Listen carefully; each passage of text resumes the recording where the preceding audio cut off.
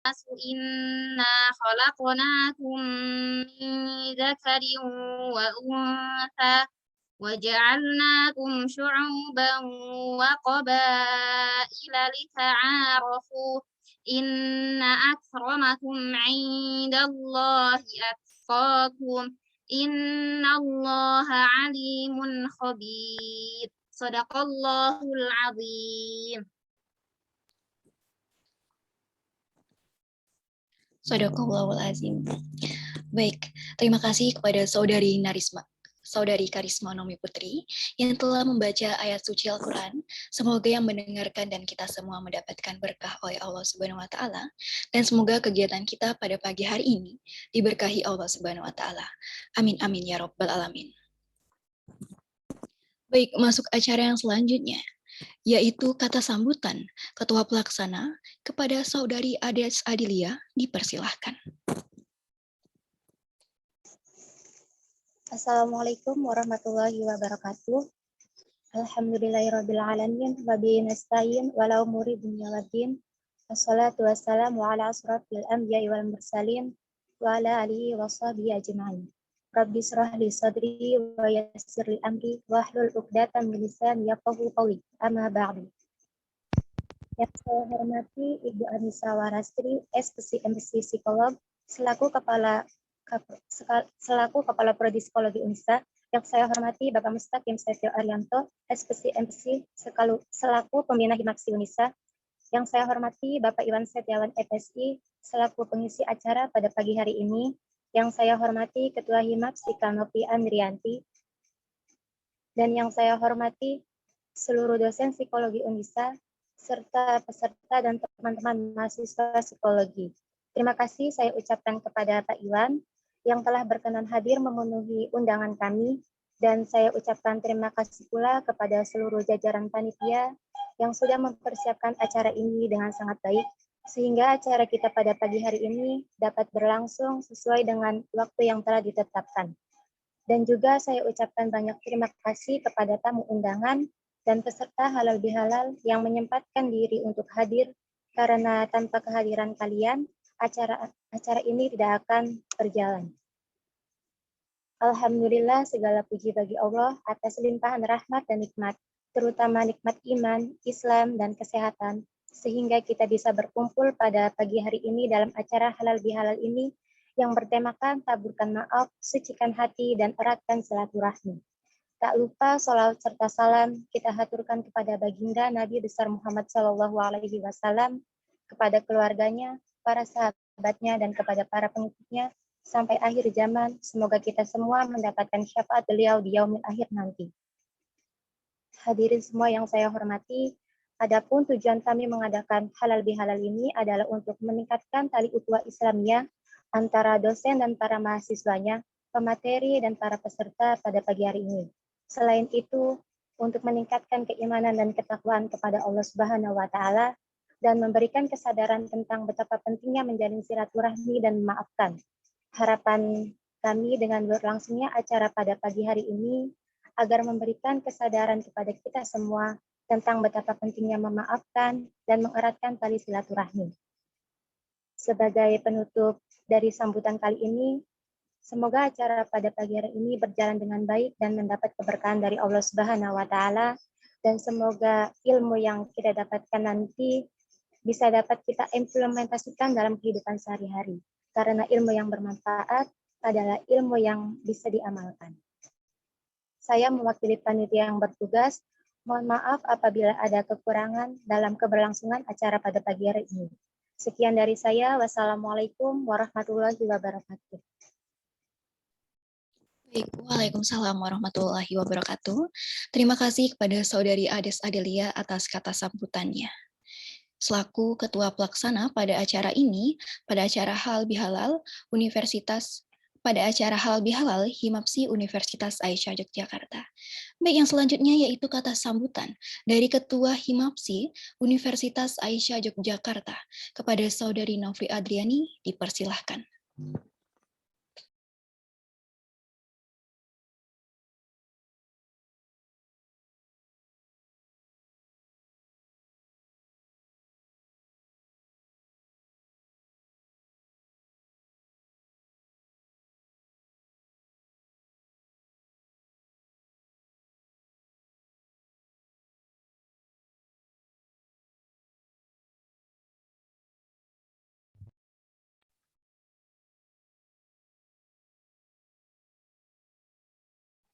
Mohon maaf, bagaimana Saudari Novi Adriani, apakah ada di jaringan Zoom meeting ini? Atau ada perwakilan dari Himapsi yang mau menyampaikan kata sambutannya? Baik dari wakil, sekretaris, atau bendahara?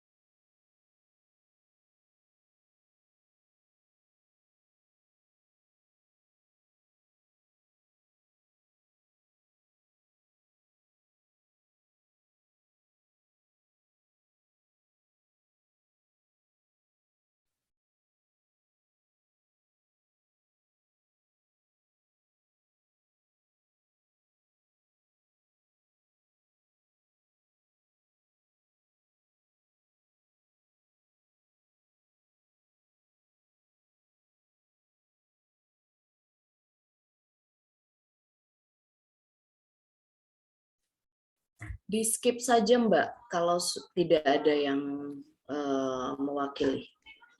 Oke, baiklah. Sepertinya tidak ada ya. Baiklah, kita lanjutkan saja. Yang selanjutnya yaitu kata sambutan pembina Himapsi Universitas Aisyah Yogyakarta kepada Bapak Mustaqim Setio Arianto, SPSI MPSI, kami persilahkan.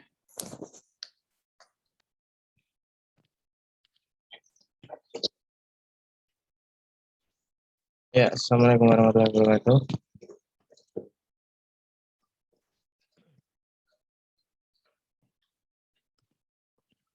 Alhamdulillahirrahmanirrahim. Wassalatu wassalamu asrofil anbiya'i wal mursalin wa ala alihi washabihi ajmain. Amma ba'du. Yang terhormat Ibu Anissa Warastri, SPSI Psikolog, selaku Kaprodi Psikologi Unisa Yogyakarta, dan Bapak Ibu dosen yang sudah hadir di Zoom meeting ini. Yang terhormat pula Bapak Iwan Setiawan, MSI, selaku pemateri untuk halal bihalal pada pagi hari ini. Dan ya, saya banggakan dan saya sayangi teman-teman panitia dari Himapsi dan juga para peserta halal bihalal yang juga saya cintai dan saya banggakan. Alhamdulillahirrahmanirrahim, segala puji kita panjatkan bagi Allah Subhanahu wa taala atas berkah rahmat dari dayanya kita semua dapat berkumpul dalam acara halal bihalal yang diselenggarakan oleh teman-teman Himapsi ini untuk mempererat tali silaturahmi ya antara kita semua dengan tema taburkan maaf, sucikan hati dan eratkan tali silaturahmi. Salawat serta salam tak lupa kita aturkan kepada junjungan kita Nabiullah Muhammad Shallallahu Alaihi Wasallam yang telah membawa kita dari zaman jahiliyah yang gelap gulita ke zaman Islamiyah yang sudah terang benderang seperti saat ini. Yang tak lupa kita nantikan syafaatnya hingga akhir zaman nanti. Amin.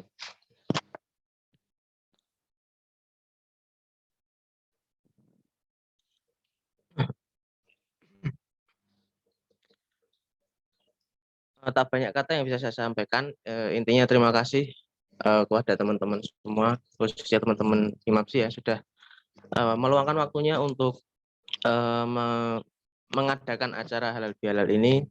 Ya meskipun memang keadaan kita masih di tengah-tengah pandemi yang insya Allah sudah mulai membaik, ya sudah diperbolehkan buka masker.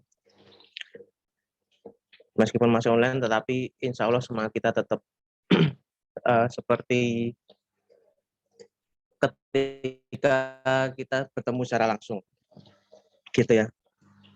Dan semoga di momen halal bihalal ini kita semua diberikan semuanya diberikan kelapangan hati untuk bisa saling memaafkan. Tidak ada dendam di antara kita semua, intinya kembali ke nol ya teman-teman, kayak di pom bensin. Semuanya kita mulai dari nol dan semoga tetap nol. Jangan sampai ada saling sakit menyakiti ya. baik itu secara disengaja ataupun tidak disengaja gitu ya. Dan semoga dengan adanya momen halal bihalal ini, kebersamaan antara kita semua, baik dari mahasiswa, dari dosen dan karyawan, khususnya di Prodi Psikologi Unisa ini, tetap diberi semakin diberi kekompakan dan memiliki rasa kebersamaan karena kita dalam satu rumah semuanya ya. Kita satu atap, satu rumah, yaitu di Prodi Psikologi Unisa ini. Jadi mari kita sama-sama saling menjaga rumah kita agar tetap insya Allah tetap diberikan keberkahan oleh Allah Subhanahu wa Ta'ala. Ya, mungkin itu saja yang bisa saya sampaikan. Mohon maaf apabila ada salah kata. Intinya buka puasa pakai ikan teri digoreng rasanya asin. Di momen halal bihalal Idul Fitri, saya mewakili semuanya, mohon maaf lahir dan batin. Demikian yang dapat saya sampaikan. Ada kurangnya mohon maaf. Assalamualaikum warahmatullahi wabarakatuh.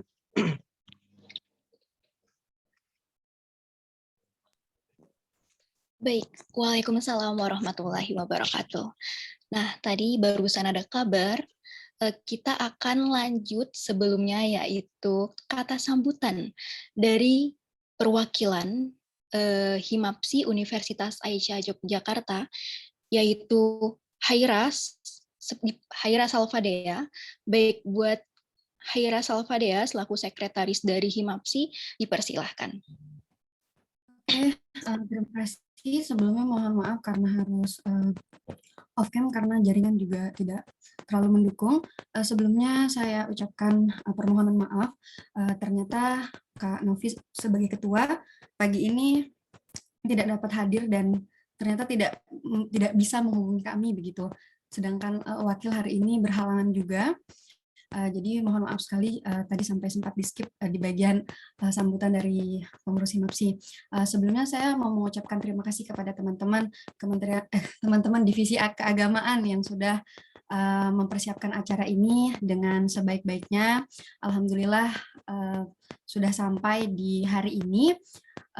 Saya ucapkan terima kasih karena sudah mau berupaya untuk halal bihalal ini terlaksana, dan upayanya juga untuk mengajak teman-teman dari seluruh psikologi untuk dapat hadir di acara halal bihalal ini.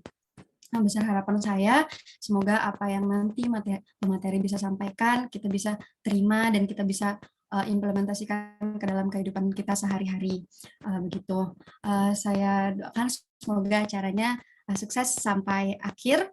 Mungkin itu aja yang dapat saya sampaikan. Sekali lagi kami selaku BPH mohon maaf tadi sampai akhirnya di skip ya, karena cukup kaget juga ketika Kak Novi berhalangan hadir begitu, karena belum ada penyampaian. Mungkin karena memang yang perlu diketahui Kak Novi di daerahnya cukup kesulitan jaringan juga, jadi ini yang cukup menghambat tadi begitu. Semoga kesalahan ini bisa diterima dan bisa dimaafkan oleh teman-teman sekalian.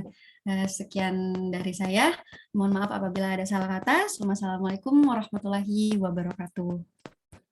Baik, Waalaikumsalam warahmatullahi wabarakatuh. Terima kasih kepada Haira Salvadea, perwakilan dari BPH Himapsi Universitas Aisyah Yogyakarta yang telah berkesempatan untuk menyampaikan kata sambutannya. Dan berhubung, mohon maaf buat teman-teman, ketua kita dari Himapsi berhalangan hadir. Nah, yang selanjutnya yaitu kata sambutan Ketua Program Studi Psikologi Universitas Aisyah Yogyakarta, Ibu Anissa Warasri, SPC MPC Psikolog. Kepada Ibu kami persilahkan. Baik, terima kasih Alvina. Assalamualaikum warahmatullahi wabarakatuh. Yang saya hormati Pak Mustaqim selaku pembina Himapsi, kemudian ada Bu Dita, Sekprodi, dan Bapak Ibu dosen yang lain. Yang saya hormati pula Pak Iwan Setiawan selaku narasumber hari ini. Terima kasih banyak Pak Iwan sudah dapat membersamai anak-anak kami mohon bimbingannya, mohon arahannya dalam acara halal bihalal hari ini. Alhamdulillah ya kita masih bisa berkumpul kembali di acara Syawalan untuk yang kesekian kalinya di Prodi Psikologi dalam keadaan sehat meskipun masih online ya. Mudah-mudahan tadi seperti yang Pak Takim sampaikan, kita tetap semangat. Jadi kalau yang namanya Syawalan atau halal bihalal, kita bermaafan itu bukan hanya cuma sekedar saya minta maaf, terus udah gitu kita bikin kesalahan, ngulang, minta maaf, ngulang, minta maaf, ngulang, minta maaf gitu aja terus gitu, bukan itu. Jadi memaafkan itu bukan untuk orang lain, tapi untuk kita sendiri, gitu. Jadi ketika kita memaafkan kesalahan orang lain, kita minta maaf kepada orang lain, itu sebenarnya itu suatu bentuk self caring, gitu. Jadi mungkin yang kemarin di statusnya banyak yang pengen butuh healing gitu ya. Mungkin kalian perlu ada forgiveness, ada proses pemaafan terhadap diri kamu maupun juga pemaafan terhadap orang lain gitu. Karena ketika kamu menahan amarah, menahan emosi yang negatif, itu tuh akan memakan kamu juga gitu. Akan memakan diri kamu juga. Jadi forgiveness itu mencegah supaya tingkah laku orang lain itu tidak merusak diri kamu. Jadi forgiveness, pemaafan itu juga sebagai suatu bentuk bahwa kamu tuh sayang sama diri kamu sendiri. Kamu tuh peduli sama diri kamu sendiri. Jadi penting itu kamu untuk memaafkan kesalahan orang lain, apalagi kalau misal sampai kita yang bikin salah ya, itu kita harus minta maaf gitu. Tapi seringkali itu kita minta maaf tapi memaafkan masih agak susah gitu. Nah itu yang saya rasa semua makhluk di dunia ini pasti merasa seperti itu gitu ya. Tapi bukan berarti tidak bisa. Mudah-mudahan kan kita juga namanya ikhtiar. Mudah-mudahan Allah juga meridhoi setiap usaha kita. Jadi saya dengan acara hari ini, saya pribadi mengucapkan taqabbalallahu minna wa minkum. Mohon maaf lahir dan batin, saya usia lebih tua dari kalian, pasti banyak melakukan kesalahan, sering ngomel, sering ngomel-ngomel, bukan mungkin, jadi udah pasti kalau mungkin kesannya kayak nggak pernah. Tapi sering marah-marah, sering pasti ada salah ucap, salah perilaku yang menyinggung perasaan kalian, mohon bisa dimaafkan. Mohon dimaafkan juga kesalahan Bapak Ibu dosen yang lain dalam proses pembelajaran, proses interaksi sehari-hari, karena pada dasarnya kita manusia tidak luput dari kesalahan gitu. Yang penting kita berusaha untuk meminta maaf dan berjanji untuk tidak mengulangi hal yang serupa. Mungkin itu dari saya. Terima kasih atas undangannya hari ini. Semoga acaranya dapat berjalan lancar. Wabillahi taufiq wa hidayah. Wassalamualaikum warahmatullahi wabarakatuh. Baik, waalaikumsalam warahmatullahi wabarakatuh. Terima kasih Ibu atas kata sambutannya. Baik, teman-teman sekalian, sebelum kita memulai acara pada acara halal bihalal ini, nah buat teman-teman yang mau door prize harus menaati atau mengikuti syarat dan ketentuan yang akan saya bacakan setelah ini. Nah, baik, yang pertama yaitu membuat story Instagram semenarik mungkin yang berisikan materi yang diberikan saat acara halal bihalal. Nah, buat teman-teman yang mau door prize, nah simak materi yang disampaikan oleh pemateri selama pemateri menyampaikan materinya. Jadi bila perlu buat teman-teman yang bisa on cam, silakan on cam dan simak nih apa aja materi yang disampaikan oleh tersebut ke akun masing-masing dan tag Instagram Himapsi Unisa_official, dan juga Psikologi Unisa. Nah, bila perlu nanti panitia akan mencantumkan dua Instagram tersebut di kolom chat biar teman-teman bisa langsung follow Himapsi Unisa dan Psikologi Unisa. Nah, jadi kalau misalkan teman-teman nih mengikuti challenge ini, tapi tidak mengetek dua Instagram tersebut, mohon maaf sekali tidak bisa menang karena tidak sesuai dengan syarat dan ketentuan yang berlaku. Dan yang ketiga yaitu waktu penguploadan 1 kali 24 jam.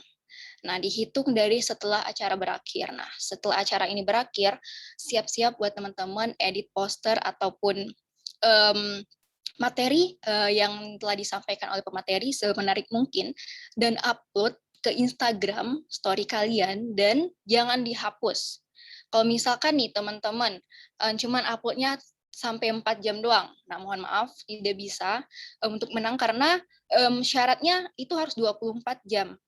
Nah, dan yang keempat yaitu pengumuman pemenang 23 Mei 2022 melalui Instagram Himapsi_official. Nah, buat teman-teman yang harus wajib nge-follow Himapsi_official dan di sana setelah acara ini, yaitu tanggal 23 Mei, H+1 pada acara ini, kita akan mengumumkan untuk para pemenang yang mendapatkan door prize pada IG Instagram_official, biar bisa dipantau-pantau terus story Instagram Himapsi ya. Baik, yang selanjutnya yaitu door prize 3 story Instagram terbagus dan menarik yang akan mendapatkan uang senilai Rp50.000. Nah, lumayan banget. Nah, lumayan banget nih buat teman-teman nambah uang saku kan buat beli. Tapi mohon maaf juga nih, terbatas buat teman-teman yang kita hanya 3 story Instagram terbagus dan menarik. Nah, jadi buat teman-teman setelah ini catat materi yang disampaikan oleh pemateri, terus buat semenarik dan sekreatif kalian. Nah, buat panitia mohon maaf, untuk challenge ini tidak bisa buat panitia karena hanya peserta yang mengikuti acara halal bihalal yang dapat mengikuti challenge door prize pada acara halal bihalal ini.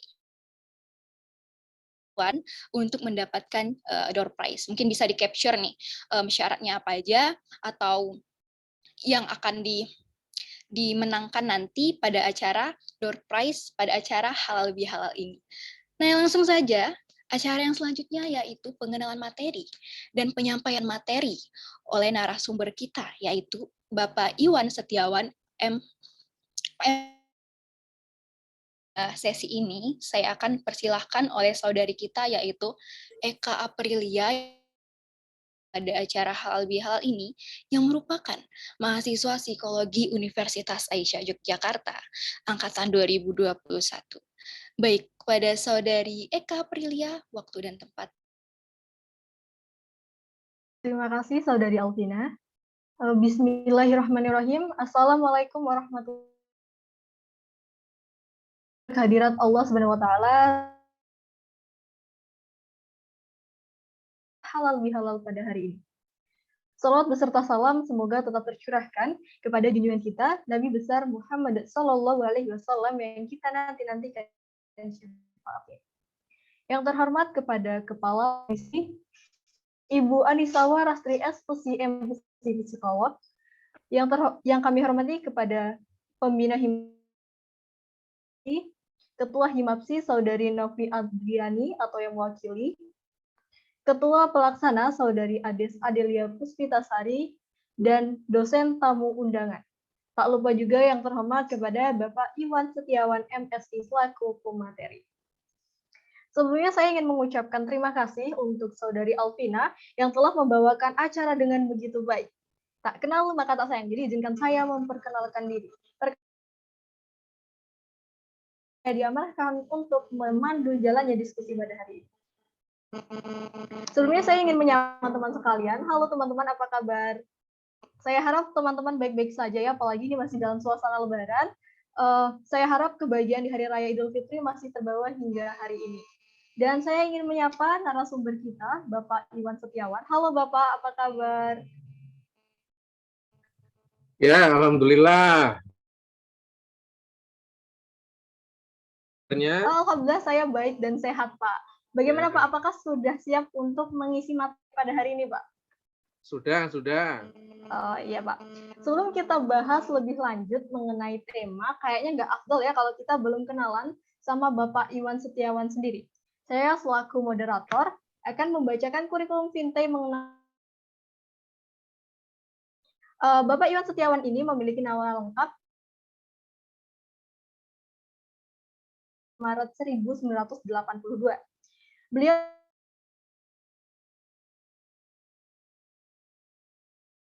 riwayat pendidikannya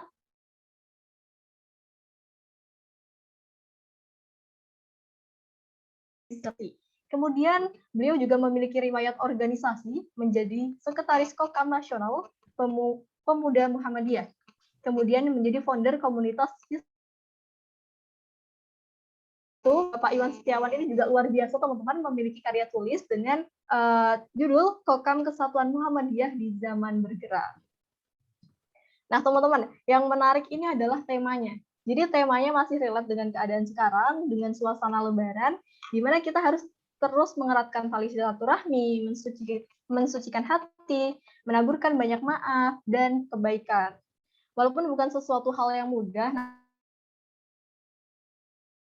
kebaikan dan ibadah dengan istiqomah, itu tandanya Allah masih sayang sama kita ya teman-teman. Dan lebih dari itu, kita harus bersyukur dan bangga dengan adanya Hari Raya Idul Fitri. Karena dengan adanya Hari Raya Idul Fitri, Allah membuka pintu selebar-lebarnya, pintu maaf kepada hambanya. Waduh, kayaknya saya dari tadi udah ngomong banyak nih, teman-teman pasti juga udah nggak sabar, pengen langsung mendengarkan materi dari Bapak Iwan Setiawan. Teman-teman jangan lupa mencatat materinya, door prize untuk 3 orang pemenang. Dan tanpa mengulur waktu lagi, saya serahkan waktunya kepada Bapak Iwan. Oke, terima kasih Eka Aprilia. Assalamualaikum warahmatullahi wabarakatuh. Waalaikumsalam warahmatullahi wabarakatuh. Ahmaduhu wa min sayyiati a'malina. Mayahdillahu fala mudhillalah wa la ilaha illallah wahdahu la syarikalah wa asyhadu anna Muhammadan abduhu wa rasuluh. Qala Allah Ta'ala fil Qur'anil Karim, a'udzu billahi minasy syaithanir rajim. Wasari'u ila magfiratin mir rabbikum wa jannah arduhas samawati wal ardh. Yang pertama tentu marilah kita panjatkan puja dan puji syukur atas kehadirat Allah Subhanahu wa Ta'ala. Yang kedua, sholawat dan salam kita aturkan kepada junjungan Nabi Agung Muhammad Sallallahu Alaihi Wasallam. Yang saya hormati Ibu Kaprodi Ilmu Psikologi, Ibu Anissa Warasti, MPsi Psikolog. Yang kami hormati Himpunan Mahasiswa Psikologi, Bapak Mustaqim atau MPsi Psikolog, yang kami hormati para dosen, para mahasiswa, anggota Himpunan Mahasiswa Psikologi, dan jamaah semuanya. Ya, pada pagi hari ini tentu suatu kebahagiaan ya bisa bertemu di majelis yang mulia ini. Halal bihalal, halal bihalal, keluarga besar ilmu psikologi khususnya mahasiswa psikologi. Tadi sudah pada buat pantun, saya juga ingin buat ini. Ini barusan saja saya buat. Si Mamat makan teri, selamat Idul Fitri. Fitri putrinya Pak Budi, suci. Mantap, cakep kan gitu ya lebih gitu. Tentu kalau kita bicara berkaitan dengan syawalan dan hal yang di hari Fitri ini, yang pertama tentu saya mengucapkan taqabbalallahu minna wa minkum minal aidin wal faizin, mohon maaf lahir dan batin. Walaupun mungkin juga saya jarang menjadi dosen biasanya ada dosen yang lain, tapi mungkin pernah bertemu juga, pernah bersapa, pernah bersilaturahmi, dan lain sebagainya. Sesuai dengan yang dimintakan oleh panitia, pada Syawalan atau halal bihalal ini saya diminta menyampaikan berkaitan dengan tema taburkan maaf, sucikan hati, eratkan tali silaturahmi. Untuk ada PowerPoint biar nanti apa yang saya sampaikan ini bisa runtut. Saya mohon nanti kepada Ika Aprilia kalau sekiranya PowerPoint saya ini nggak jalan atau apa, nanti saya diingatkan, ataupun juga nanti berkaitan dengan waktu. Saya rasa sudah dikasih timeline ya sama panitia, jam berapa mulai, jam berapa berakhir. Nanti kalau sekiranya saya takut-takut karena saya tidak menggigit. Dengan senang hati.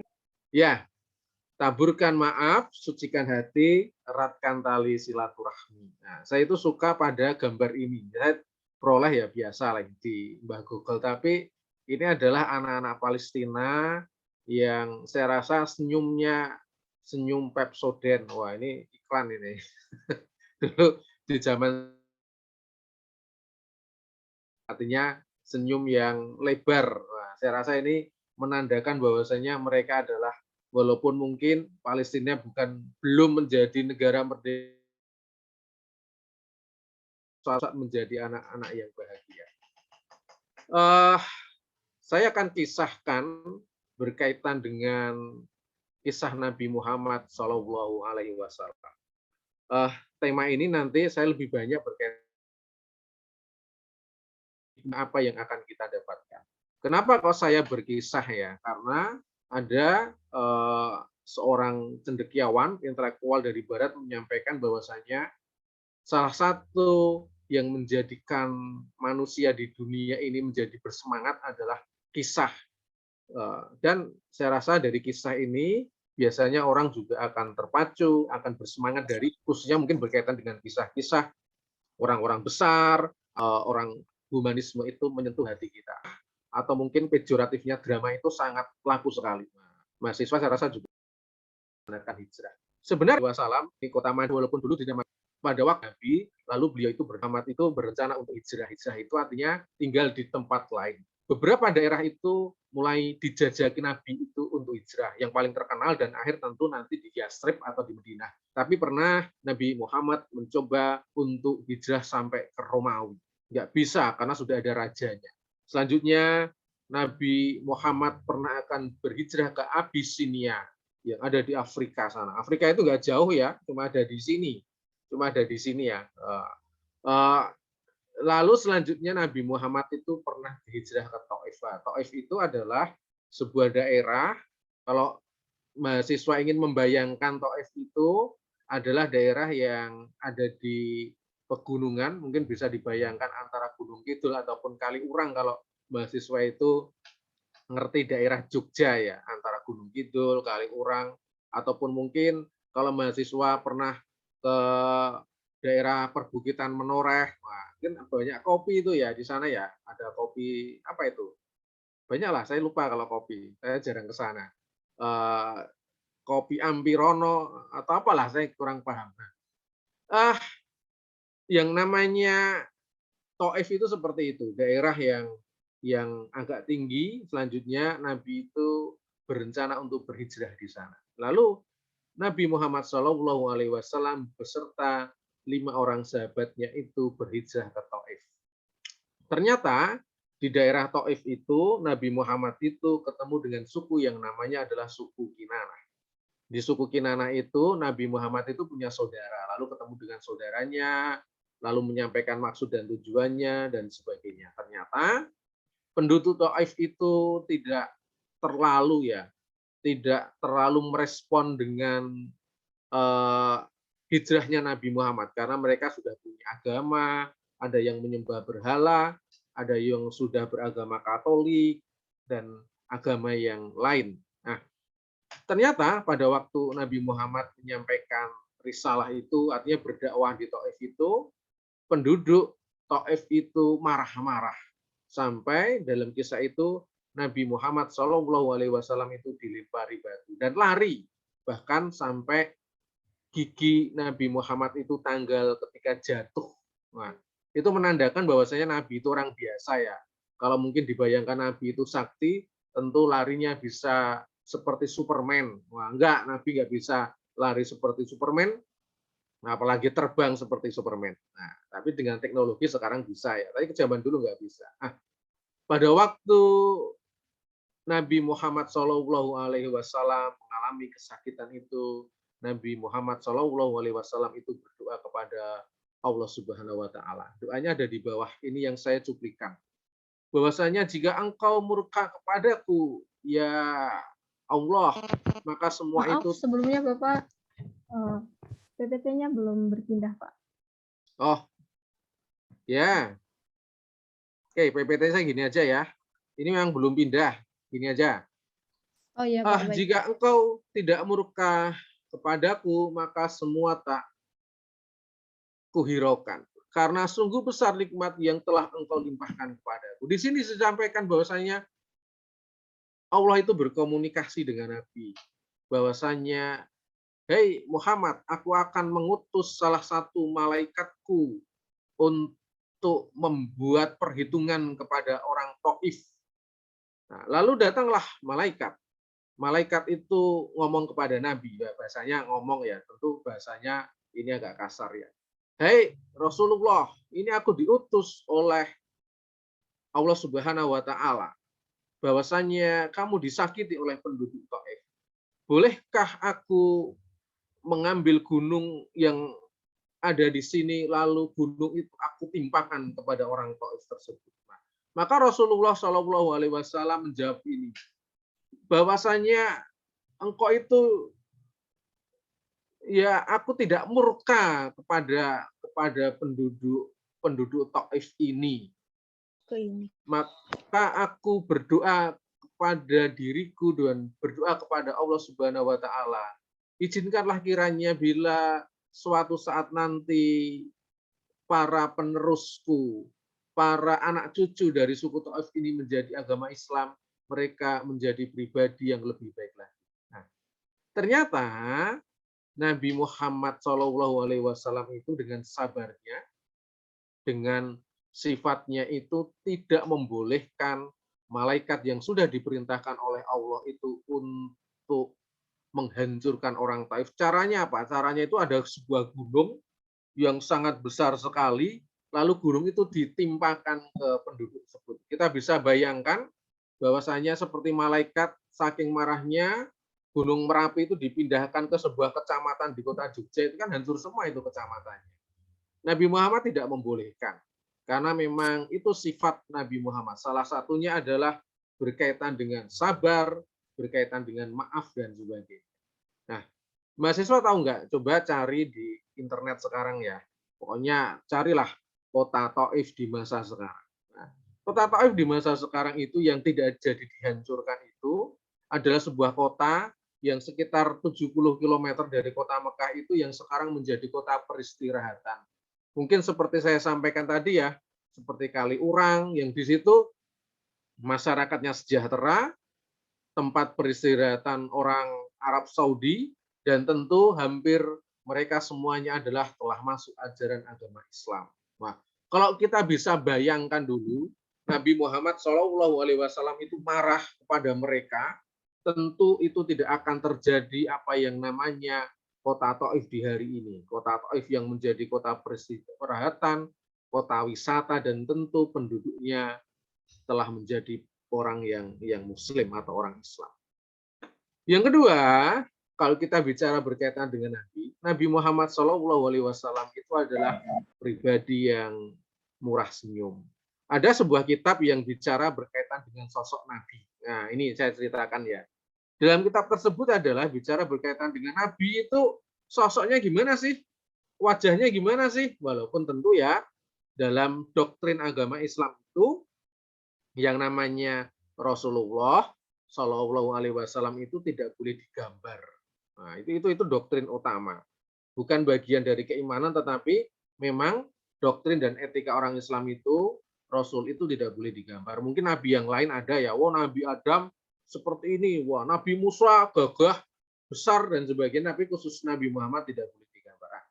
Dalam kitab tersebut disampaikan bahwasanya Nabi Muhammad itu adalah pribadi yang kalau ukuran tubuhnya itu tingginya melebihi rata-rata tinggi orang Arab. Wah, Nabi itu tingginya melebihi rata-rata orang Arab. Jadi kalau orang Arab itu anggap aja tingginya 170, 180 cm, Nabi Muhammad itu di atas itu. Mungkin antara 185, 190 ataupun 200. Sangat tinggi. Yang kedua, Nabi Muhammad itu dalam hidupnya itu biasanya rambutnya itu agak panjang sebahu. Jadi kalau sebahu itu segini ya. Jadinya kalau sekarang bayangkan Nabi Muhammad itu rambutnya itu kayak ya mungkin musisi musik rocker dan sebagainya. Tapi memang dulu yang namanya orang Arab itu mungkin rambutnya panjang-panjang. Selanjutnya yang ketiga itu Nabi Muhammad itu murah senyum. Nabi Muhammad itu murah senyum, Nabi Muhammad itu tidak pernah marah. Kalaupun marah juga biasanya berkaitan dengan ketika kehormatan Islam itu diganggu, ketika kekuasaan Islam itu diganggu baru marah. Tetapi yang lain adalah Nabi Muhammad adalah pribadi yang murah senyum. Yang keempat adalah berjalannya Nabi itu adalah seperti orang yang turun dari bukit. Nah, jadi kalau kita bayangkan ya orang yang turun dari bukit atau kalau zaman sekarang mungkin dari dari tangga itu, jalannya Nabi itu cepat seperti orang yang turun dari bukit. Nah, kan kalau kita kan biasanya ada yang jalannya santai men, santai bro. Nah, jalannya sambil lah. Nabi itu enggak. Wah, itu menandakan memang Nabi itu adalah orang yang optimis. Abu Dzar Al-Ghifari, seorang sahabat Nabi menyampaikan, senyumnya di hadapan saudaramu adalah bernilai sedekah bagimu. Itu kata Nabi. Hadis riwayat Tirmizi. Sehingga tadi saya sampaikan berkaitan dengan Nabi hijrah, selanjutnya disakiti, itu memaafkan. Yang kedua adalah Nabi Muhammad itu adalah pribadi yang tersenyum. Yang ketiga, Nabi Muhammad itu adalah pribadi yang suka silaturahmi. Nah, hijrah yang paling sukses adalah hijrah Nabi Muhammad SAW itu di Yasrib ataupun di Madinah.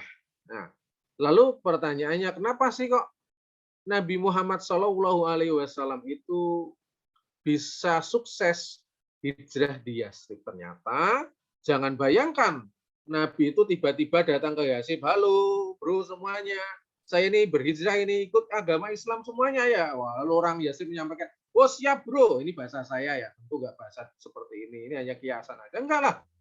Nabi Muhammad SAW itu sejak usia muda, sebelum menikah dengan Khadijah itu sudah berdagang ke Yasrib. Dikenal dengan nama Al-Amin. Saya rasa kalau mahasiswa sudah paham semuanya. Orang yang dipercaya. Di Yasrib itu Nabi Muhammad itu suka bersilaturahmi ke orang-orang, ke pedagang, ke para ulama, ke para pendeta yang ada di Yasrib. Suku yang terbesar di Yasrib itu namanya adalah Aus dan Khazraj. Itu suku penyembah berhala. Bukan Islam loh, bukan Islam. Masih suku penyembah berhala. Nah, dari perjumpaan Nabi yang berpuluh tahun lamanya, karena Nabi itu hijrah di usia sekitar 50, Nabi itu menjadi Nabi di usia 40, itu adalah berpuluh tahun lamanya sejak Nabi itu sudah ketemu dengan suku Aus dan Khazraj tadi. Nah, di dalam perjumpaan puluhan tahun itu, Nabi Muhammad SAW adalah pribadi yang suka silaturahmi. Sehingga ketika Nabi Muhammad SAW menyampaikan bahwasanya saya ini di kota Mekah sedang berdakwah berkaitan dengan ajaran agama Islam tidak diterima, lalu meminta sahabat-sahabatku yang ada di Yasrib, yang ada di Aus dan Khazraj itu, bolehkah sekiranya kalau saya tinggal di kota Madinah untuk menyebarkan ajaran agama Islam? Mereka dengan senang hati menyampaikan, ya Rasulullah SAW, boleh, bahkan saya akan masuk ajaran agama Islam. Itu karena perjumpaan Nabi Muhammad, silaturahmi Nabi Muhammad bertahun-tahun lamanya. Dalam hadis riwayat Bukhari disampaikan, barang siapa yang beriman kepada Allah dan hari akhir, hendaklah memuliakan tamunya. Dan barang siapa beriman kepada Allah dan hari akhir, hendaklah ia menyambung tali silaturahmi. Dan barang siapa beriman kepada Allah dan hari akhir, hendaklah ia berkata baik atau diam. Fal yakun khaira aw liyaskut. Nah, ini katanya.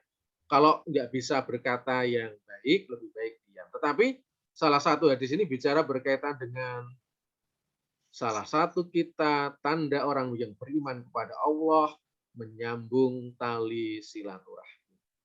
Mahasiswa psikologi yang saya hormati, saya bicara berkaitan dengan pribadi Nabi Muhammad yang pemaaf, pribadi Nabi Muhammad yang menyambung tali silaturahmi, pribadi Nabi Muhammad yang tentu nanti berkaitan dengan beliau adalah yang murah senyum. Sebenarnya itu adalah bagian dari ketika kita melaksanakan puasa. Salah satu orang yang buat puasa itu di dalam ajaran agama Islam ya tentu adalah kita harus menahan. Kita harus sabar. Kalau ada teman kita nggak berpuasa lantas, oh enggak, aku ikut kamu aja nggak puasa. Enggak lah, kita sabar. Ataupun juga Nabi Muhammad SAW adalah pribadi yang pemaaf. Nah, apalagi bicara berkaitan dengan Nabi Muhammad SAW penyambung tali silaturahmi. Di Indonesia itu ada yang namanya tradisi mudik. Nah, mudik itu adalah bagian dari kita menyambung tali silaturahmi. Nah, saya kalau mungkin mudik walaupun nggak jauh, mudiknya ke Sleman, mudiknya ke Gunung Kidul itu juga menyambung tali silaturahmi. Ketemu dengan Simba, ketemu dengan saudara-saudara, ketemu dengan yang lain yang dulunya nggak kenal, sekarang menjadi kenal minimal. Kita kenal namanya, kita kenal, ini anaknya siapa, dan sebagainya. Nah, selanjutnya, selain bicara berkaitan dengan tali silaturahmi adalah Nabi Muhammad SAW adalah pribadi yang sangat sabar. Ada sebuah kisah Rasulullah dengan perempuan Yahudi. Ini kisahnya adalah jadinya Nabi Muhammad itu pada waktu Nabi Muhammad di kota Madinah itu, dia itu punya dalam tanda petik itu adalah kebiasaan. Kebiasaannya itu memberi makan seorang perempuan Yahudi yang tinggalnya di pinggir pasar di kota Madinah. Yahudi itu beragamanya Yahudi, belum beragama Islam. Selanjutnya, Yahudi itu tidak tahu bahwasanya Nabi Muhammad itu yang memberi makan tiap sore. Wah, pada waktu memberi makan itu orang Yahudi itu orang yang buta, selanjutnya tidak tahu yang memberi makan itu siapa. Nah, pada waktu sore hari itu orang Yahudi itu sangat-sangat tidak suka kepada Nabi, sering mencerca Nabi. Janganlah masuk kepada ajaran agama Islam itu, Muhammad itu adalah Nabi yang bla bla bla, Nabi yang jelek dan sebagainya. Nabi Muhammad dengan sabar itu mendatangi nenek itu, hai nenek, ini namaku bla bla bla, saya ingin sore hari ini sebagai ibadahku ingin bersilaturahmi dengan nenek dan menyuapi nenek tersebut. Lalu Nabi Muhammad SAW itu meninggal dunia. Nah, setelah meninggal itu ada khalifah yang namanya Abu Bakar. Karena Abu Bakar itu nanti menjadi khalifah pengganti Nabi. Lalu ketemu dengan Aisyah, anaknya Nabi Muhammad. Hai Aisyah, ada apa khalifah? Saya itu sepertinya sudah mengikuti jejak Nabi Muhammad SAW. Apakah ada satu kegiatan Nabi, kalau saya bahasa sekarang ya, yang belum aku lakukan? Aisyah menyampaikan, ya Abu Bakar, tiap sore itu yang namanya Rasulullah atau bapakku itu tiap sore itu menyuapi seorang perempuan Yahudi yang tinggalnya di pinggir pasar itu. Oh gitu, oke.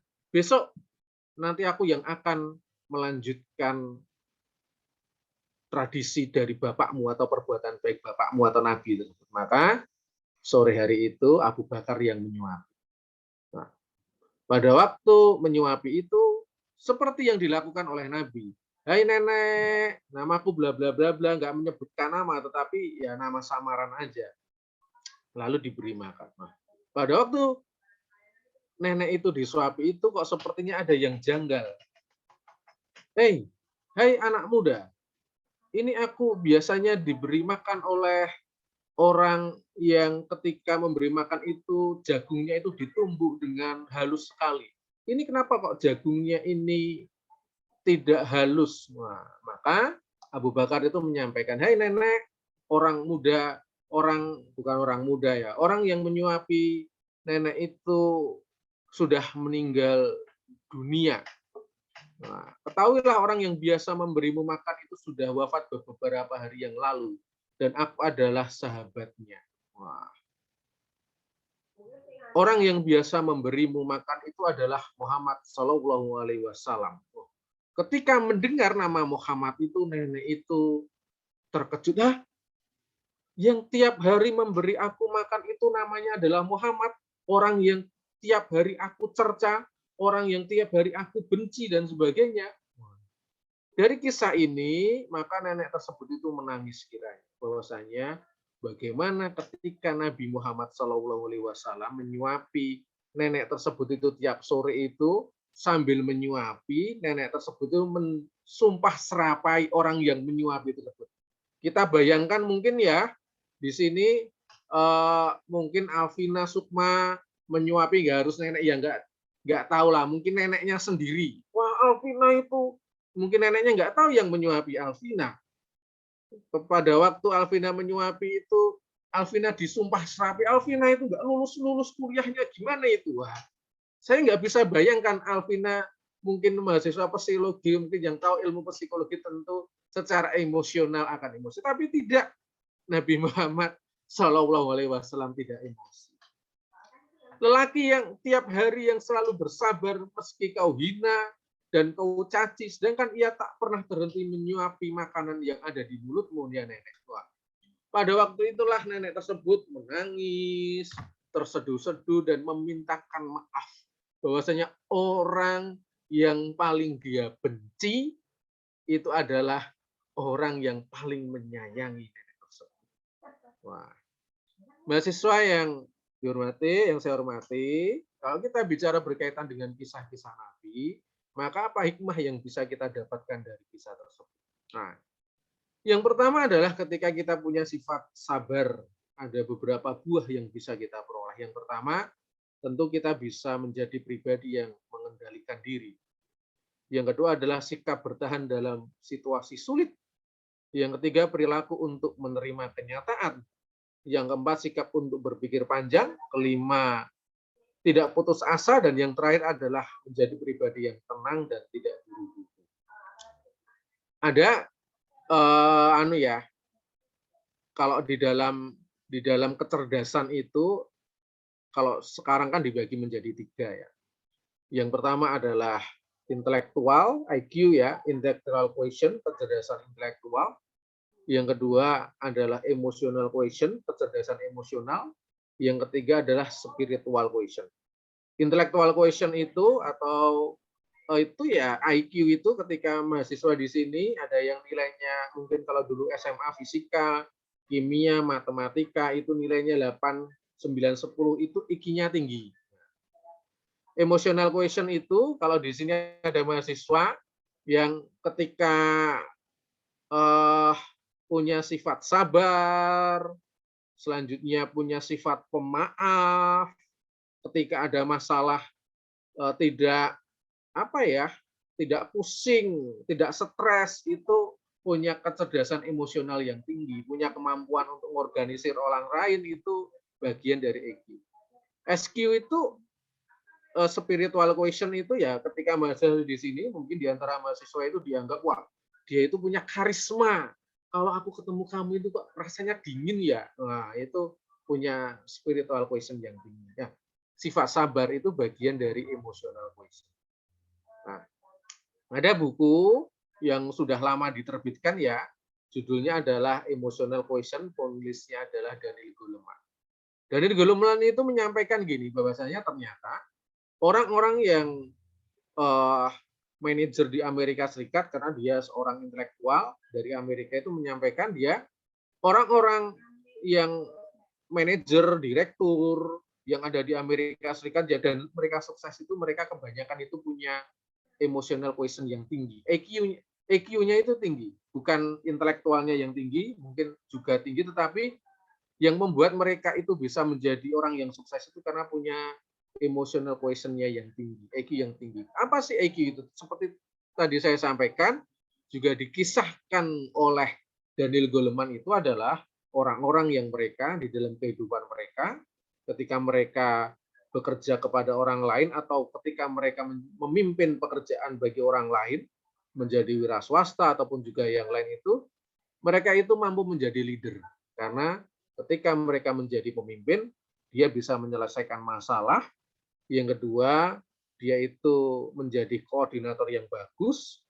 Yang ketiga adalah dia itu adalah orang yang mampu memberi nilai positif bagi orang lain. Nah, saya rasa Nabi ketika dia punya sifat sabar, itu buahnya itu adalah ada di sini. Emotional quotient yang tinggi. Yang kedua adalah sikap senyum akan berbuah apa? Yang pertama adalah senyum adalah simbol bahagia. Wah, di sini senyum Pepsodent itu akan menimbulkan senyum bahagia. Tetapi memang senyum itu juga ada senyum yang dibuat-buat karena itu memang sudah SOP. Contoh mungkin saya lihat adalah senyumnya ketika kita naik pesawat. Wah, ada pramugari yang melayani kita itu bagian dari SOP. Nah, kita juga nggak tahu pramugari itu sedang bahagia atau tidak bahagia. Karena itu SOP-nya adalah tersenyum. Nah, ketika kita tersenyum dengan alamiah itu menandakan kita bahagia. Maka banyaklah senyum. Karena senyum itu akan meningkatkan hubungan yang baik. Terlihat awet muda, meningkatkan kekebalan tubuh. Ada seorang bintang Amerika Serikat yang sangat dicintai oleh warga Amerika.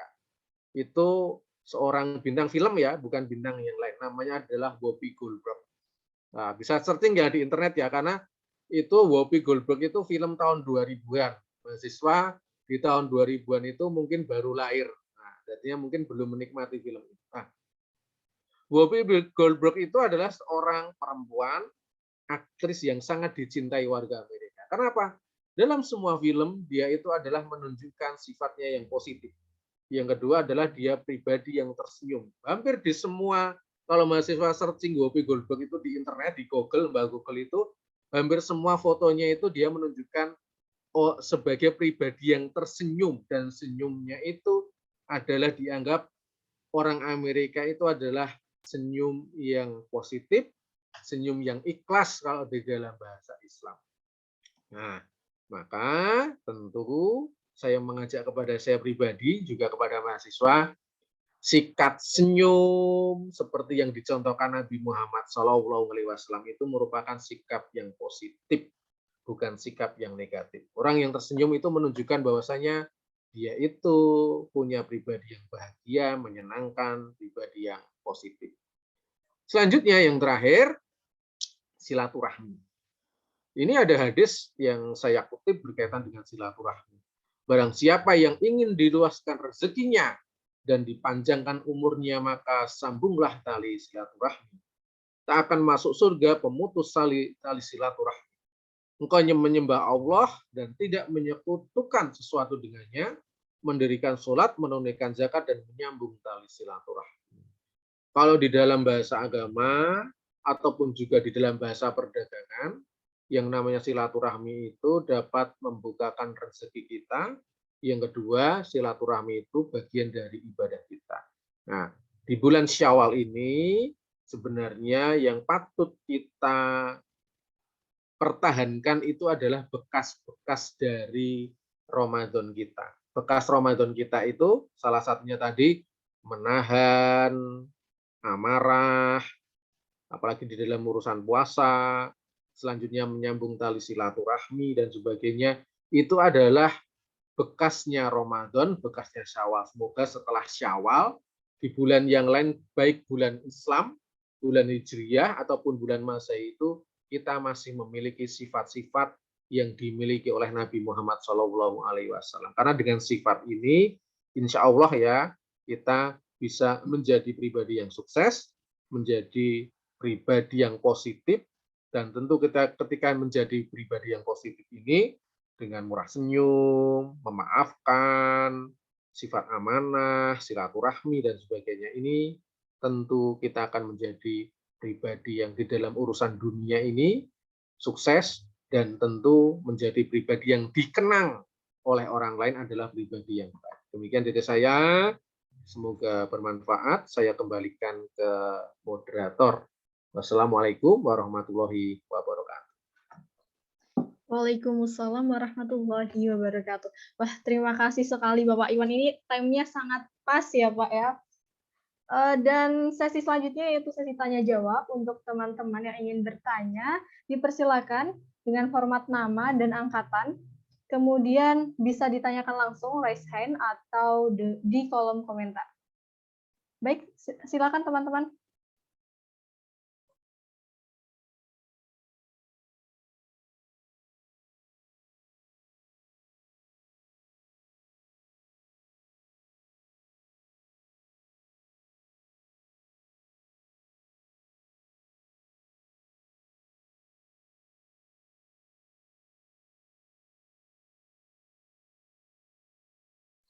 Ayo teman-teman, silakan yang ingin bertanya, dipersilakan.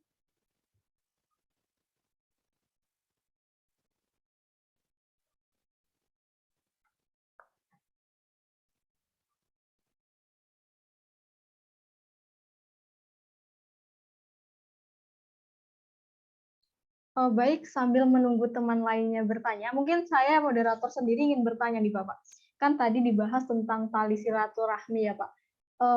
Kita sebagai orang biasa nih kadang masih punya dongkol sama orang tertentu nih, bagaimana cara kita untuk meleburkan hati kita, memaafkan orang lain, dan terus menjaga tali silaturahmi. Mungkin Bapak Iwan bisa memberikan tips dan triknya ya Pak, agar kita lebih legowo sama orang lain gitu.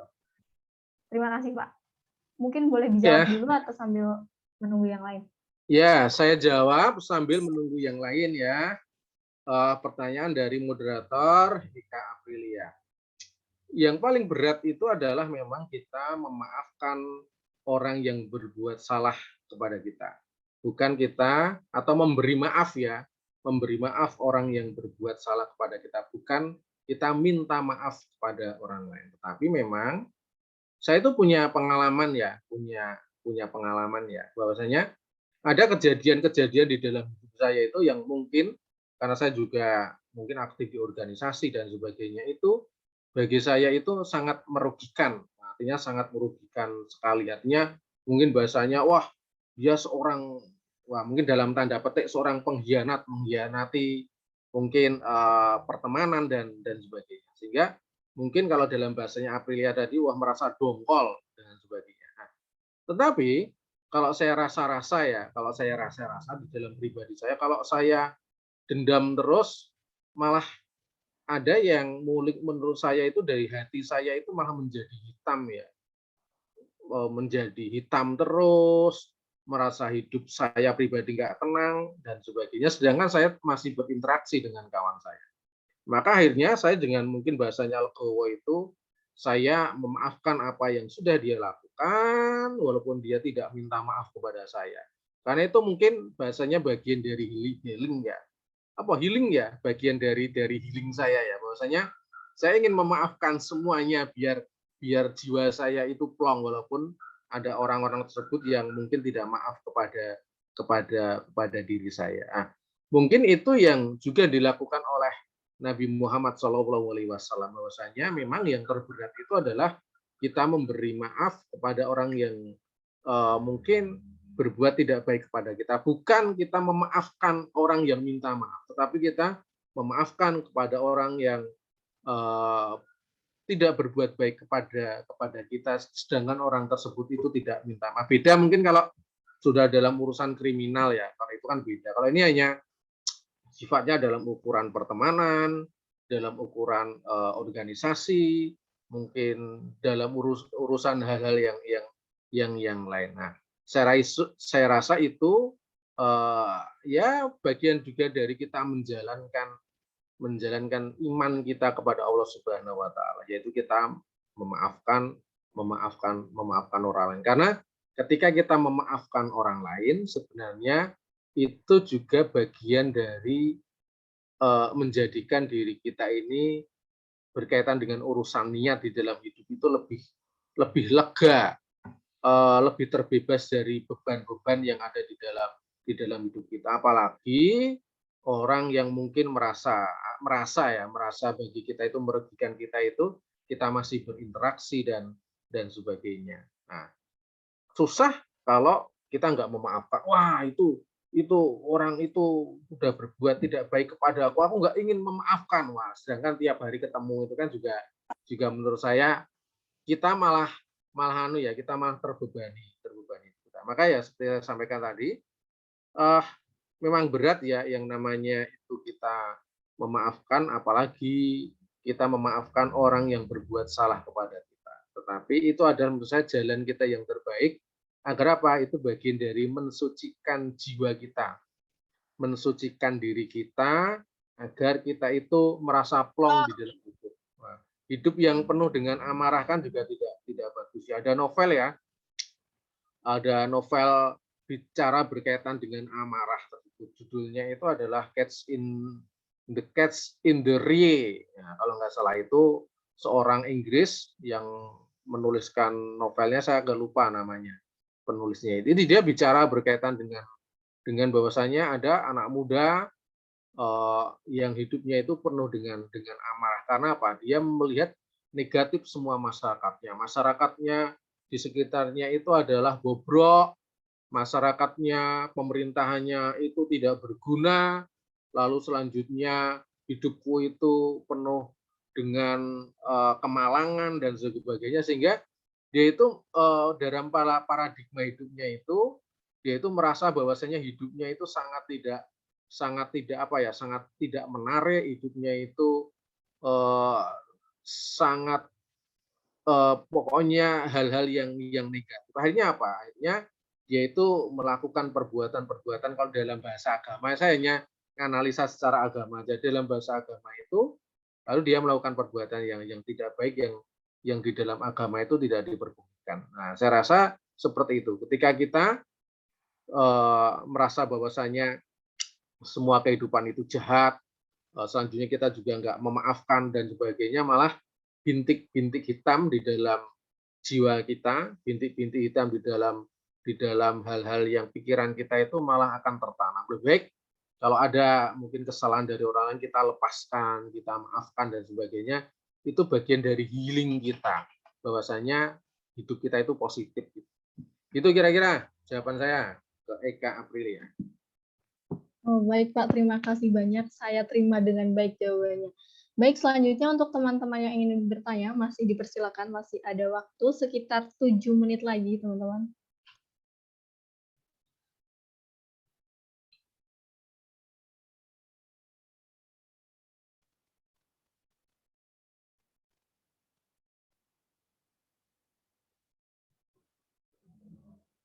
Oh, ini ada pertanyaan di kolom komentar, Pak. Saya bacakan, Pak. Assalamualaikum Bapak dan teman-teman, izin bertanya. Perkenalkan, nama saya Ria dari Angkatan 20. Pertanyaan saya, Pak, bagaimana Pak cara membiasakan diri kalau misalnya waktu sholat itu saya sering melaksanakannya sangat mepet. Misal, sholat zuhur pasti 5 menit sebelum azan asar baru sholat. Itu kira-kira bagaimana ya, Pak? Baik, Pak, mungkin bisa langsung dijawab saja. Oke, pertanyaan yang menarik ini dari Ria Resti Amalia, berkaitan dengan sholatnya itu mepet, dari sholat yang artinya mungkin sholat zuhur mepetnya di asar, sholat asar mepetnya di maghrib itu. Secara prinsip bahwasanya memang salah satu tugas manusia itu ada dua ya, tugas penting pokok manusia itu. Yang pertama khalifatullah, yang kedua adalah abdillah. Yang pertama itu kita menjadi khalifah, yang kedua itu abdillah, itu abdinya Allah. Nah, salah satu tugas di dalam abdillah itu ya kita beribadah kepada Allah Subhanahu wa taala, salah satunya adalah sholat. Jelas ya, sholat itu hal yang penting bagi diri kita. Nah, saya itu pernah melakukan penelitian kecil-kecilan, bukan penelitian resmi, berkaitan dengan sholat 5 waktunya mahasiswa UNISA. Nah, di Fikes kebanyakan ya ternyata memang banyak yang memprihatinkan ya, banyak yang memprihatinkan. Apalagi kalau saya bertanya berkaitan dengan sholat subuh, wah sangat memprihatinkan sekali. Nah, lalu saya punya kesimpulan ya, kesimpulan pribadi. Ternyata memang masih banyak ya mahasiswa Unisa itu berkaitan dengan menegakkan sholat 5 waktu itu memang masih banyak yang belum tegak. Saya nggak akan menyampaikan berapa persen, nggak sampai seperti itu. Nah, lalu jawaban saya kepada Ria, bahwasanya memang kalau kita udah bicara berkaitan dengan sholat, kita usahakan adalah as-sholatu ala waktiha. Sholatlah tepat pada waktunya. Bagaimana cara kita menjadi as-sholatu ala waktiha? Ketika sudah sholat, pada waktunya, ada adzan, ada iqomah itu, maka hati kita itu merasa nggak tenang. Hati kita itu merasa tidak sempurna, maka itu baru kita itu digerakkan melaksanakan sholat pada waktunya. Bagaimana itu caranya? Caranya adalah kita dengan membiasakan diri kita. Nah, kalau saya itu ya, kuncinya itu hanya satu, kalau sudah urusan sholat tepat pada waktunya itu adalah kita membiasakan diri kita untuk sholat pada waktunya. Bagaimana cara kita membiasakan diri kita? Bahwasanya kalau di dalam dunia pendidikan itu ada gium ya. Aku mendengar itu, maka aku ingat sedikit. Aku berkata itu, maka aku ingat agak banyak. Aku melakukan itu, maka aku ingat semuanya. Artinya apa? Bahwasanya memang ketika kita memaksakan diri kita di dalam hati kita untuk melaksanakan sholat, artinya mungkin dimulailah sholatnya dari jam 12 sampai jam setengah 1 itu anggap aja itu udah deadline-nya, dibiasakan terus, nanti akhirnya menjadi karakter. Karakter itu nanti yang menjadi menjadi di dalam diri kita. Kalau udah menjadi karakter kan, ada di dalam pikiran, ini aku belum sholat zuhur, ini aku belum sholat asar, ini aku harus segera sholat asar. Yang menjadi karakter ini yang harus mahasiswa lakukan. Nggak akan mungkin kalau mahasiswa pada waktu ingin melaksanakan sholat 5 waktu, terlambat terus, tidak menjadi karakter. Nah, maka bagaimana cara menjadikan kita karakter? Artinya karakter, kita melaksanakan sholat 5 waktu, dan itu tepat waktu, kita biasakan.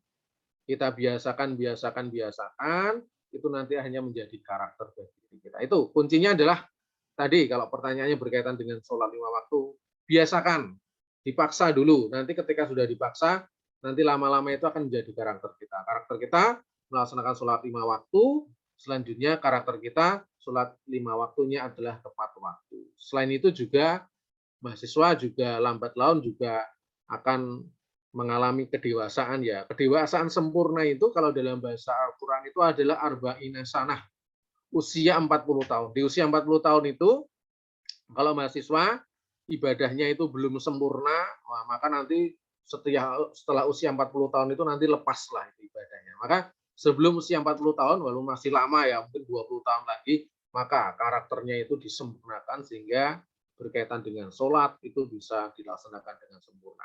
Karakternya menjadi sebuah karakter, caranya adalah pembiasaan. Itu saya kembalikan ke Eka Aprilia.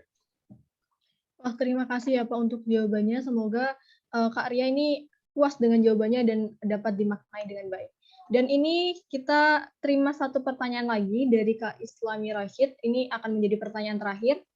Perkenalkan, saya Islami Rashid dari mahasiswa psikologi angkatan 19. Izin bertanya Pak, tadi dikatakan bahwa kita sebagai umat Islam perlu mencontoh hubungan silaturahmi Nabi. Namun di zaman sekarang makna silaturahmi seperti telah disalahpahami, di mana siapa yang tidak ikut nongkrong akan dibilang tidak gaul. Bagaimana nih Pak tanggapan Bapak terkait hal tersebut? Terima kasih. Silakan Bapak untuk dijawab. Ya, makasih Rashid. Saya rasa ini pertanyaan anak muda sekali nih, bahwa saya yang namanya silaturahmi itu adalah nongkrong. Bahwa saya yang silaturahmi itu mungkin ke warkop, mungkin ke kafe dan sebagainya. Sebenarnya silaturahmi itu bisa dilakukan oleh kita semua dengan banyak cara. Berkaitan dengan nongkrong ya mengapa tidak, asal tidak nongkrong tiap hari kalau bahasanya gitu ya. Silaturahmi itu adalah apa itu? Silaturahim. Dasarnya itu dari silaturahim. Silaturahim itu adalah mendekatkan ya rahim ya. Sebenarnya rahim ya. Rahim itu mendekatkan hal yang paling dasar jiwa kita itu dengan orang lain. Ada loh yang tiap hari ketemu tetapi tidak silaturahmi itu. Hatinya itu nggak ketemu itu ada loh. Mungkin ada ya mahasiswa ya. Tiap hari ketemu tapi hatinya nggak ketemu. Nah, maka silaturahmi yang pertama itu, yang paling pokok itu sebenarnya kalau di dalam ajaran Islam adalah kita silaturahmi dengan orang yang terdekat dari mungkin jalur keluarga. Itu yang paling pokok ya. Walaupun mungkin kita hanya ketemu setahun sekali dan sebagainya, itu penting. Apalagi yang paling dekat itu kita silaturahmi dengan mungkin kalau mahasiswa dengan orang tua jelas. Selanjutnya kalau punya adik, punya kakak itu adalah silaturahmi yang paling utama. Itu yang paling utama. Jangan sampai mahasiswa, mohon maaf ya, dengan orang tua kok merasa jauh hatinya ya. Saya mengatakan jauh hatinya karena mungkin hampir banyak semua mahasiswa kan anak kos ya di sini, jauh hatinya. Sudah jauh jaraknya, hatinya juga jauh. Itu juga kurang oke. Sehingga silaturahim itu sebenarnya adalah mendekatkan jiwa, mendekatkan hati satu dengan yang lain. Yang pertama dengan orang tua, selanjutnya dengan adik, dengan kakak, dengan saudara yang paling dekat. Yang kedua adalah silaturahmi juga dengan teman kita. Artinya teman bisa teman kuliah, teman SMA, teman apa dan sebagainya. Tetapi menurut saya silaturahmi yang paling bagus itu adalah silaturahmi dengan orang yang soleh. Nah, soleh saya jangan mengatakan zaman sekarang soleh itu silaturahmi dengan kiai, silaturahmi dengan ulama, nggak harus itulah. Tetapi pertemanan itu yang paling bagus adalah pertemanan yang mengajak kebaikan. Saya nggak mengatakan lalu mahasiswa harus berteman, wah aku harus berteman dengan Pak Iwan, ya enggak lah. Berteman dengan ketua IMM enggak, tapi orang yang mengajak kepada kebaikan. Kalau mahasiswa di sini nongkrong-nongkrong di kafe, nongkrong-nongkrong di manapun juga, tetapi di dalam tongkrongan itu hanya mengajak kepada yang namanya sesuatu yang tidak baik, tinggalkan. Tetapi kalau nongkrongnya itu nggak apa-apa, kalau positif dan sebagainya itu juga bagian dari silaturahmi. Tapi ingat, buatlah yang namanya silaturahmi itu grade. Grade yang pertama itu adalah keluarga inti. Yang kedua itu adalah keluarga dari orang tua atau bapak dari ibu. Selanjutnya teman-temannya bapak dan ibu. Nah, itu baru yang teman-teman itu yang ada di bawah. Jangan yang paling utama itu teman saya dulu. Enggak. Itu enggak. Itu nanti karena apa? Karena suatu saat ketika mahasiswa ada masalah, siapa yang paling pertama akan menolong? Yang pertama tentu adalah yang namanya adalah keluarga inti kita, orang tua kita, saudara-saudara dekat kita, apalagi adik dan kakak kita. Itu jawaban saya, Eka Aprilia. Terima kasih banyak Pak. Ini kayaknya jawabannya bermanfaat untuk semua orang, termasuk saya pribadi ya Pak. Jadi reminder nih. Dan terima kasih. Materinya sudah selesai, sesi diskusi juga selesai. Saya akan sedikit menyimpulkan materi yang telah disampaikan Bapak tadi. Jadi dikatakan oleh Bapak Iwan tadi bahwa manusia itu termotivasi dengan kisah. Salah satunya itu kisah Nabi Muhammad SAW, di mana Nabi Muhammad memiliki kesabaran yang begitu tinggi. Pernah suatu masa di mana malaikat itu marah, dan ingin menghancurkan kota Taif, namun Nabi Muhammad melarang malaikat. Alhasil sekarang kota Taif menjadi kota dengan mayoritas penduduk Islam. Nabi Muhammad juga murah senyum. Kemudian Nabi Muhammad selalu menjalin tali silaturahmi dengan melakukan hijrahnya. Ini berkaitan dengan bulan Ramadan seperti yang disampaikan Bapak Iwan tadi, bahwasanya kita harus terus sabar, memaafkan orang lain dan menjaga tali silaturahmi. Kemudian hikmah yang kita dapat tentu saja kita jadi menjadi pribadi yang lebih baik, kemudian kita dapat bertahan dalam keadaan sulit, kita memiliki perilaku menerima kenyataan, sikap berpikir yang sangat luas, kemudian tidak putus asa, tenang, dan tidak terburu-buru. Wah, materinya memang luar biasa baik, dan ini bisa menjadi reminder untuk kita menjalankan kehidupan sehari-hari ya teman-teman. Saya ucapkan sekali lagi terima kasih kepada Bapak Iwan untuk materi yang luar biasa, dan semoga ini bermanfaat untuk teman-teman sekalian. Dan mungkin itu saja, saya akhiri, mohon maaf bila ada tutur kata yang kurang berkenan, dan saya kembalikan ke Master of Ceremony kita, Saudari Alvina. Baik, terima kasih kepada Saudari Eka Aprilia yang telah memandu acara pada pagi hari yang sangat luar biasa ini. Acara yang selanjutnya yaitu penyerahan sertifikat secara simbolis kepada pemateri kita, yaitu Bapak Iwan Setiawan MSI. Baik, yang bertugas saya persilahkan.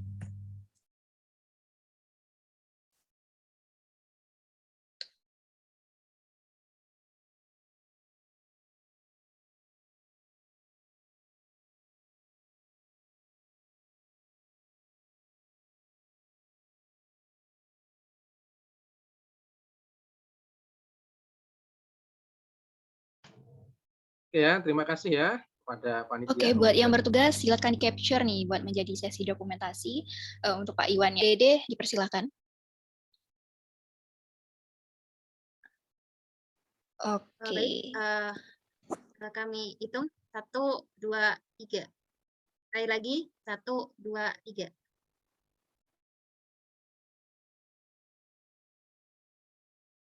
Baik, gimana? Sudah. Apakah terima kasih kepada si PDD yang telah memandu acara ini untuk penyerahan sertifikat ini. Baik, yang selanjutnya yaitu sesi dokumentasi untuk para peserta. Dan teman yang belum on cam, silakan on cam. Kita akan ada sesi dokumentasi nih. Ayo, yang belum on cam, silakan on cam nih. Siap-siap.